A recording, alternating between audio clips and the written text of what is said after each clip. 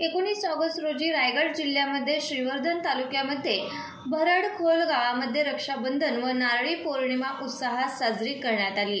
दुपारी 12 वाजल्यापासून भरडखोल गावामध्ये पारंपरिक नृत्य करण्यात आले आणि पूर्ण भरडखोल गावामध्ये नारळी पौर्णिमेनिमित्त मिरवणूक काढण्यात आली होती। पूर्ण गावचे लोक यामध्ये सहभागी झाले होते।